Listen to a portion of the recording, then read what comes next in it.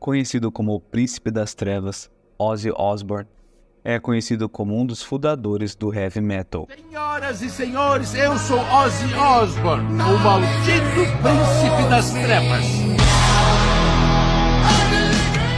Você sabia que em 2003, Ozzy quase morreu em um acidente doméstico enquanto pilotava um triciclo? E que ele mesmo disse que já usou todo tipo de substância ao longo de sua vida. Ozzy Osbourne é uma das figuras mais icônicas do rock and roll e do heavy metal, com uma carreira de quase 50 anos. Nascido como John Michael Osbourne em 3 de dezembro de 1948 em Aston, na Inglaterra, Ozzy superou uma infância e adolescência difícil para se tornar um dos músicos mais influentes de todos os tempos. Da pobreza ao sucesso com Black Sabbath, Ozzy sofria de dislexia e foi vítima de abuso na escola, tendo que trabalhar em empregos braçais após deixar os estudos. Em 1969, ele formou a banda Polka Tulk Blues, que logo se tornaria o lendário Black Sabbath, junto com Tommy Iommi, Geezer Butler e Bill Ward.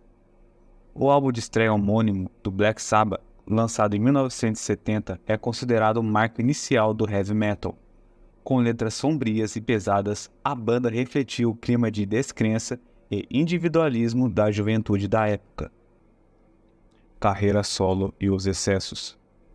Após ser demitido do Black Sabbath em 1979 devido a problemas com álcool e drogas, Ozzy iniciou uma carreira solo de sucesso. Hits como Crazy Train, Mr. Crowley e Mama I Come Home o consolidaram como o príncipe das trevas do heavy metal. No entanto, Ozzy continuou lutando contra o alcoolismo e o abuso de substâncias, chegando a tentar esfaquear sua esposa Sharon em 1989. Apesar dos excessos, Ozzy conseguiu se reabilitar e se tornar um pai de família dedicado, comandando junto com Sharon o festival Ozzy Fest. Legado e reconhecimento. Ao longo de sua carreira, Ozzy vendeu mais de 100 milhões de álbuns entre sua carreira solo e junto com Black Sabbath. Em 2006, ele ganhou o Grammy de melhor performance de metal por I Don't Wanna Change the World. Ozzy é considerado um dos pioneiros e maiores influenciadores do heavy metal, sendo apelidado de Madman e Príncipe das Trevas. Seu estilo excêntrico e personalidade controversa o tornaram uma figura icônica da cultura pop.